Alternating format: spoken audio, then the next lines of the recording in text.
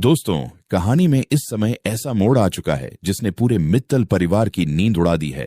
जिस मित्तल भवन में कभी खुशियों की गूंज सुनाई देती थी, आज उसी घर में डर, बेचैनी और अनिश्चितता का माहौल छाया हुआ है। हर किसी के चेहरे पर चिंता साफ दिखाई दे रही है।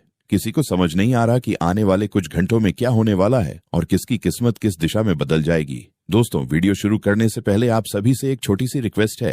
अगर आपको हमारी कहानी पसंद आती है तो वीडियो को लाइक जरूर करें और अगर आप चैनल पर नए हैं तो चैनल को सब्सक्राइब करके बेल आइकन दबा दें ताकि आने वाली हर नई कहानी आप तक सबसे पहले पहुंच सके। अब कहानी की शुरुआत करते हैं। मित्तल भवन के अंदर इस समय अफरा तफरी मची हुई थी। दादी बार बार सबको एक ही बात समझा रही थी कि अब यहाँ रुकना खतरे से खाली नहीं है। वह लड़की जो पिछले कई दिनों से राध्या की जगह बनकर इस घर में रह रही थी, कोई साधारण लड़की नहीं थी। पूरे शहर में चर्चा थी कि उसका संबंध एक खतरनाक आतंकवादी संगठन से है और वह कानपुर में होने वाले विशाल महोत्सव में बड़ा धमाका करने की योजना बना रही है।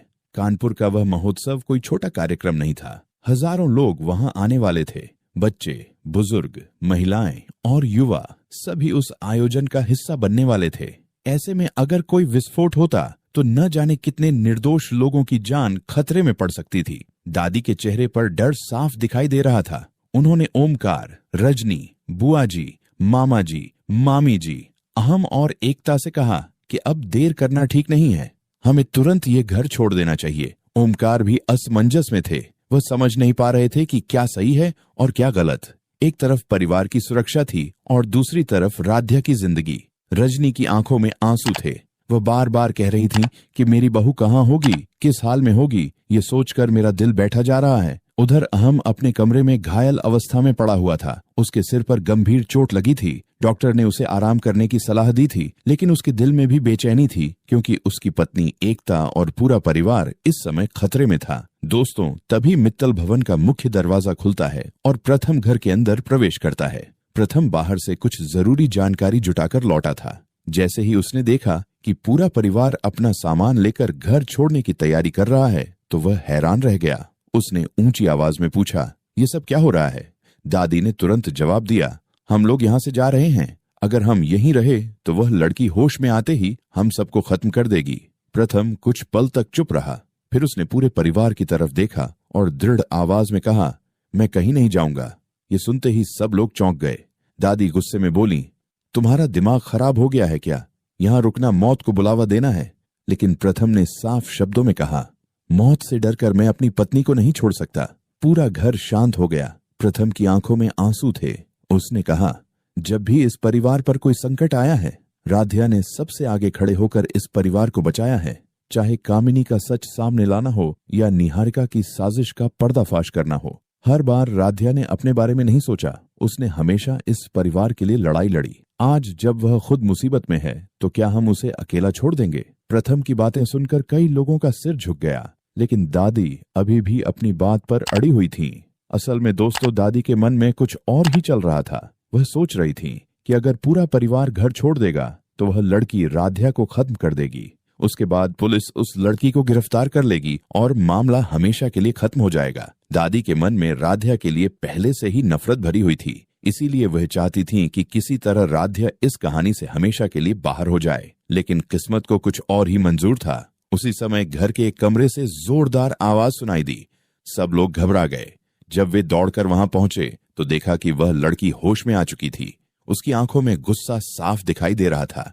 वह चीखते हुए बोली, मुझे बेहोश करने की हिम्मत किसने की? सब लोग एक दूसरे का चेहरा देखने लगे। फिर उसकी नजर सीधे एकता पर जाकर रुकी। वह क्रोध में बोली, ये सब तुम्हारा काम है, तुमने ही मेरे खाने में नींद की दवा मिलाई थी। एकता डर के मारे कांपने लगी। उसने कहा, नहीं, मैंने कुछ नहीं किया। लेकिन वह लड़की उसकी एक भी बात सुनने को तैयार नहीं थी। उसने एकता का हाथ पकड़ लिया और कहा, अब तुम्हें इसकी सजा मिलेगी। पूरा परिवार घबरा गया। ओमकार आगे बढ़े और बोले, उसे छोड़ दो। लेकिन लड़की ने जेब से हथियार निकाल लिया। सब लोग पीछे हट गए। उसने कहा, कोई भी मेरे पास आने की कोशिश मत करना। इसके बाद उसने एक बैग निकाला। जब बैग खोला गया तो सबके होश उड़ गए। उसके अंदर विस्फोटक सामग्री थी। एकता की सांसें रुक गईं। लड़की ने कहा, अब तुम यह बैग लेकर कानपुर महोत्सव जाओगी? एकता घबरा गई। उसने रोते हुए कहा, मैं ऐसा नहीं कर सकती। लेकिन लड़की ने तुरंत जवाब दिया, अगर तुमने मेरी बात नहीं मानी तो सबसे पहले राध्या मारी जाएगी। राध्या का नाम सुनते ही पूरा परिवार सन्न रह गया। अब किसी को समझ नहीं आ रहा था कि क्या किया जाए।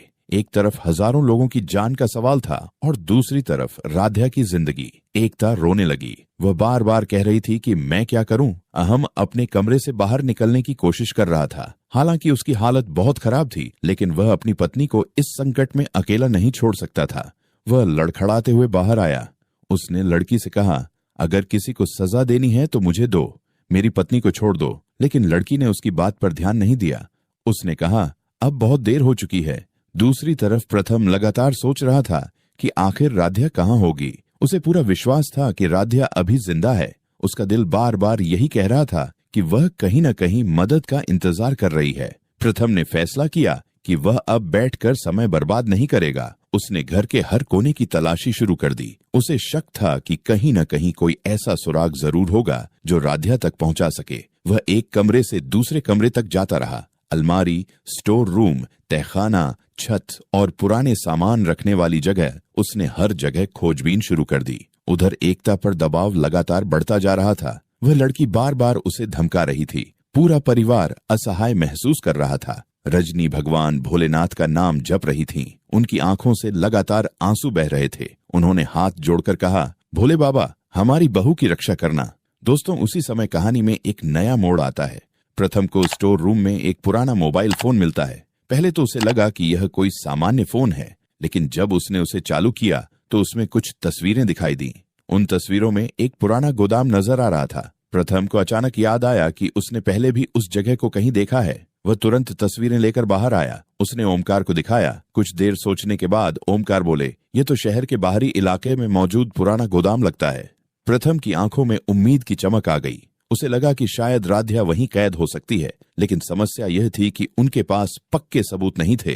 फिर भी प्रथम ने जोखिम उठाने का फैसला किया। उसने कहा, मैं वहां जाऊंगा। रजनी ने उसे रोकने की कोशिश की, लेकिन प्रथम ने कहा, अगर मैंने कोशिश नहीं की तो मैं खुद को कभी माफ नहीं कर पाऊंगा। दोस्तों, दूसरी तरफ राध्या भी हार मानने वालों में से नहीं थी। वह जहां कैद थी वहां से निकलने का रास्ता ढूंढ रही थी। उसके हाथ बंधे हुए थे, लेकिन उसका हौसला नहीं टूटा था। वह लगातार सोच रही थी कि किसी तरह बाहर निकलकर इस साजिश को रोका जाए।